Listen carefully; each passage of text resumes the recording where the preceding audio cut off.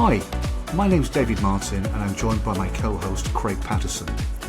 This is the Heads and Horizons podcast where we and our guests discuss the challenges of leadership and how with a little professional help and support, leaders can better navigate change, deal with organisational complexity and create a more productive and engaging work environment leading to higher team performance.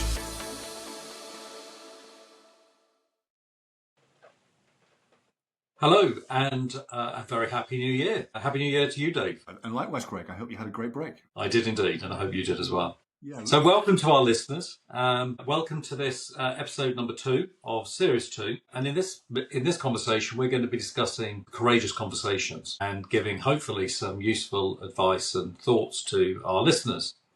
In the last series, you may remember we talked about tough conversations that leaders avoid and why those moments matter. In this episode, we're building upon that, but from a slightly different angle. Because most leaders don't avoid difficult conversations because they lack skill or experience. They avoid what those conversations represent, a risk to identity, authority, or relationships, and because those often carry that decision alone as leaders. So today we're focusing less on how to have courageous conversations and more on what gets in the way before they even happen.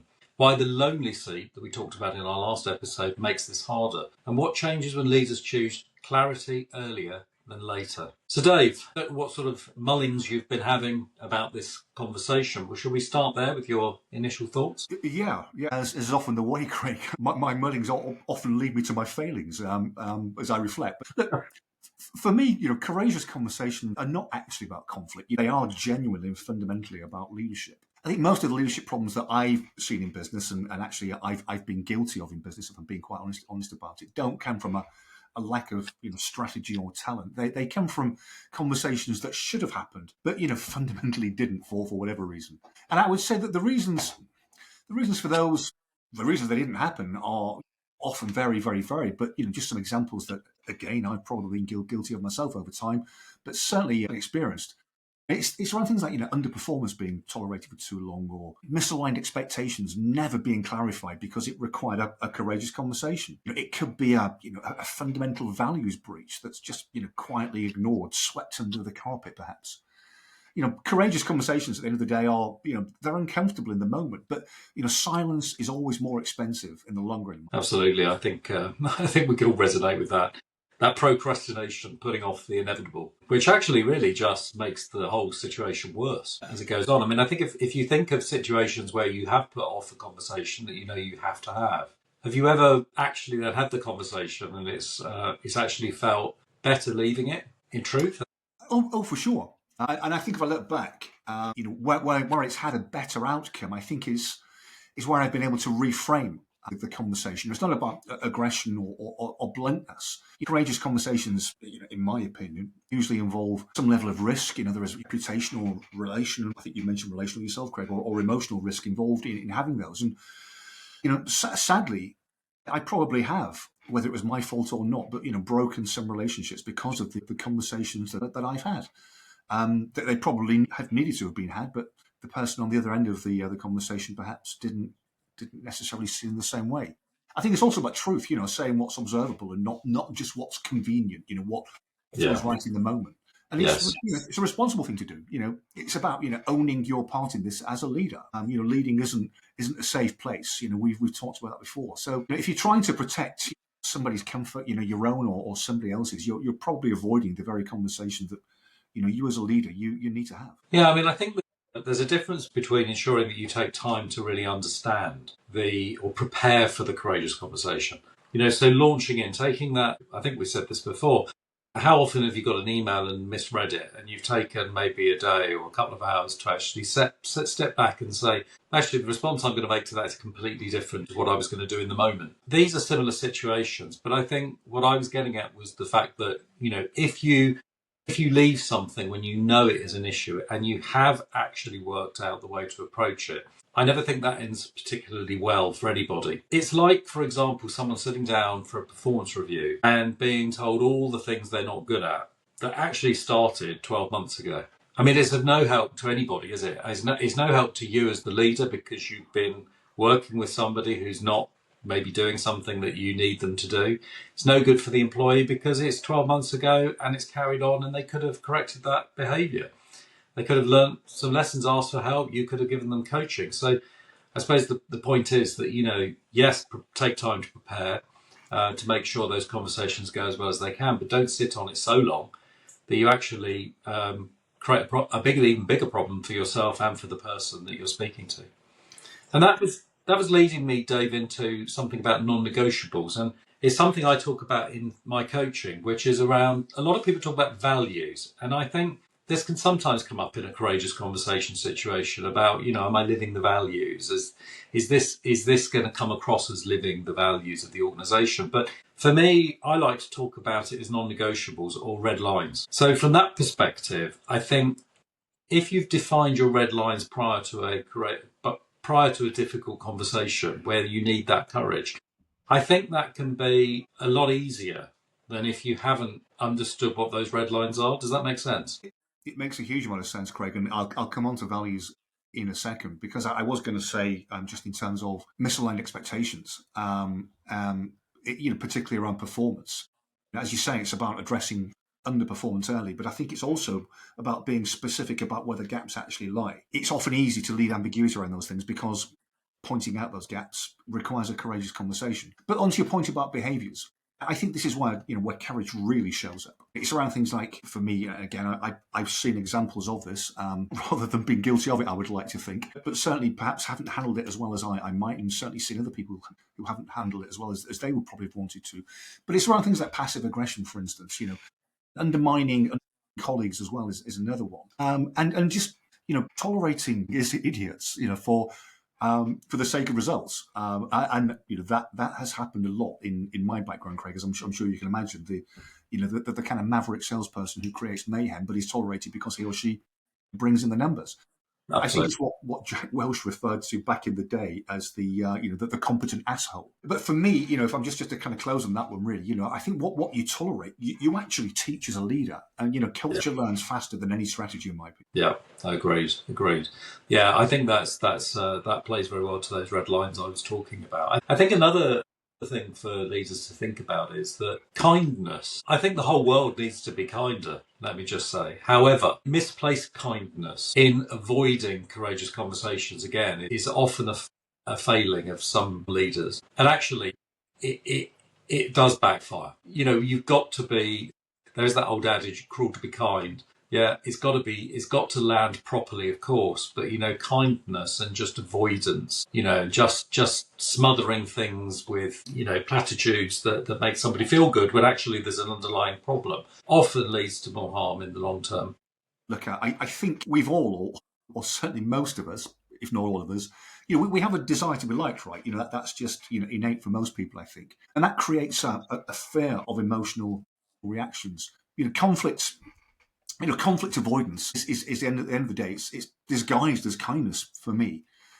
Avoidance is as much a decision as a proactive decision is about the same thing. It's just avoidance is just one that transfers discomfort from you to the organisation. I think at the end of the day. Do you think that goes back to the leader not always being clear on the expectations, or do you think it is about, I don't know how to approach this conversation, or both? I think it's probably both, Craig. Actually, I think it's and I think there is a degree of certainly times when leaders have allowed themselves. Listen, I've allowed myself to believe that the people that I am leading, are clear on what's expected of them. When really deep down, I can see that they're not, and somehow that's their fault rather than mine. So I let them, I let them get on with it. But that never solves the problem, right? At the end of the day, my role really at the end of the day is to make sure that people do understand what's expected of them, why and by when. Yeah. Absolutely. Do you think leaders put enough effort into setting those expectations? Because ultimately, to get, if you try and think about, you're never going to get away without having these courageous conversations that might be more from a corrective positioning. But do you think leaders set enough time aside to really be clear about expectations for their teams? Probably not. Time is a precious commodity for pretty much any organisation at the end of the day. And again, that often becomes an easy excuse to not make sure that expectations are set correctly. I haven't got the time to spend with the team to make sure that they're fully appraised of what's expected of them. That's not the right answer, is it, at the end of the day? And so I think aside from the fact that courageous conversations require courage, it's also easy, as I think I mentioned earlier, avoid making a decision. But avoidance is a decision, as I said, in its own right. Yes, yeah, and it's rarely invisible. I mean, people are not stupid, So if you're not, But for the most part, Craig. Well, present company excluded, of course. If somebody usually knows if they're not performing, or if there's an elephant in the room that's not being talked about. Therefore, again, avoiding that conversation or delaying it for so long to the point that it almost then becomes harder to bring it up because everyone's known about it for so long. Yeah. There was I can't recall where I came across it, but at some point over the years, I came across a simple framework for this. I think it is called the 3C framework. I'm not sure whether anybody created that or something that flew into my imagination, but it's in my mind somewhere. And the 3 C's are around context, why this conversation matters now. And then the second C is clarity in actual facts. What you're seeing and what is the impact of what you're seeing. And then about choice. What needs to change and what happens next and by when. And I think if you, as a leader, you follow that framework and you implement that framework, then you're probably not going to go too far wrong in terms of making sure that the people that you lead have a sufficient degree of clarity about what success looks like and what's expected of you. It might be something like this conversation, John, Joanne, it might feel a little uncomfortable, I'm afraid, but it's happening because I care about the standards, outcomes, and your growth. And I think if you can frame it in that sort of way, then it's a conversation that you can have that leaves people not necessarily uncomfortable, but certainly not unclear about what's expected of them. And that you've hit the nail on the head. I mean, that clarity is for me really, really key. But some of those older type of frameworks, let's be honest, they're the best. I mean, leading people is not a new thing. So I'd encourage people to follow those 3 steps. I know that there are other acronyms that do a similar thing, but I think clarity, giving people clarity and then enabling people to choose the way forward is really important. So I really like that. I think one of the things, I don't know whether you thought about this, Dave, but one of the things that I think is a very real issue in today's world for managers giving feedback and looking at courageous conversations is the whole change in the dynamics in the workforce. And I think it needs to be, I think we need to touch on that in terms of, it's harder now to give feedback in certain circumstances, particularly with, the change in the dynamic between the employer and the employee, where people expect an awful lot more from that relationship than they may have done in the past. That sort of parent-teacher relationship has now changed and it's becoming far more equal. Yeah, I mean, that's an interesting one, Craig. I mean, it probably merits a whole podcast on its own, to be honest with you. And I've often thought about, because I'm obviously I've been around a while, but I'm often curious about how leadership has or needs to change, in the light of the kind of the way Generation Z have a completely different outlook. I'm generalising, of course, but Gen Z have a completely different outlook on work to how it was when I was in my 20s, shall we say, and definitely that relationship between the organisation and specifically the younger workforce has changed, and that dynamic. If it hasn't changed, then it needs to change if organisations are going to retain that Gen Z talent or recruit that Gen Z talent, quite frankly, if we believe they are as willing to change organisations as evidence would seem to suggest that they are. I think I agree. My view would be that organisations and leaders have to adapt and learn. So I think it's another important point in the discussion that we're having around the fact that, yes, having courageous conversation is the right thing to do. But again, that planning and that thoughtfulness about who are you talking to? What are some of the considerations you need to give? So, for example, with the classification of a lot more mental health conditions, for example, that needs to be considered. A lot of them are covered by the Equality Act, Disability Discrimination. So if you launch into a conversation, I was reading just yesterday about a case where a manager had called somebody disorganised who had reported that they had ADHD. Now, I'm guessing that manager probably thought they were having a courageous conversation, but it would appear that it backfired to the point that they were found wanting in a tribunal. I think it's important. I wanted to make that point. I think it's important for leaders to consider all those factors, not just having the courage, not just having the clarity, but also being clear with what the situation is that they're dealing with. Yeah, that's a very, very fair point, and I could take time that we haven't got referencing another example that I've seen that's very similar to that as well, Greg, actually.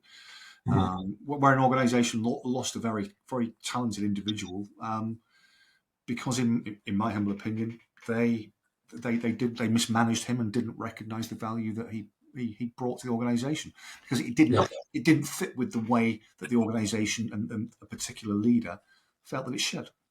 Yeah, absolutely. So, kind of conscious of time, Craig. So, I'm just wondering if you've got any kind of closing thoughts before we kind of wrap and think about episode 3. Yeah, I mean, I think my closing thought would be that I don't think courage in leadership is about boldness or bold gestures. I think it's just about being clear. So going back to that clarity, it's about being human. And it's also about being willing to act before avoidance, which can end up, if you do avoid it for too long, being the actual outcome of the decision. So that's what I would like to leave with people. But equally, Dave, what are your final sort of closing thoughts? So I would suggest that, if you are a leader. No, good points. Good points. It's been a really good conversation, Dave. Thank you.